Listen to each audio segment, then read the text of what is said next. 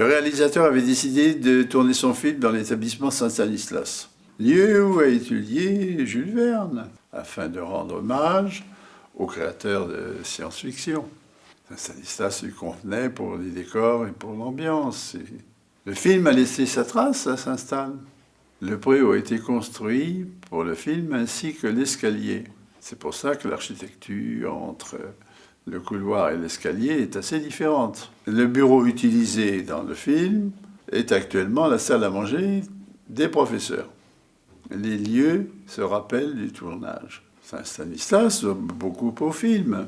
Moi, j'étais sur le tournage, j'étais vraiment très impressionné par la qualité des artistes.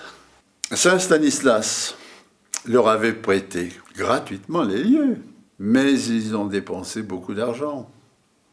Le film a demandé beaucoup d'argent, surtout sur les décors à Saint-Stanislas.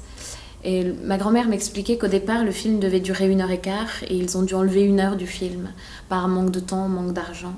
En fait, il avait trouvé des financements auprès d'une société de production qui s'appelle Le Coq Français, qui a pas mal produit de films plutôt horreur, policiers, comme La Troisième Guerre mondiale ou un nom dont je me souviens jamais, la bête folle, quelque chose comme ça.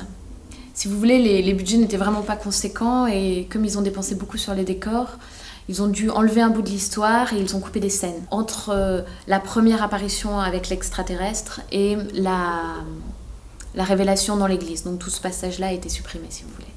Le film est sorti le 25 juin 1949. Les médias et les intellectuels comprenaient que les critiques du film leur étaient destinées. Le film n'y survivra pas, ni la société de production Coq Français qui fait banqueroute, et tombe dans les oubliettes du cinéma français.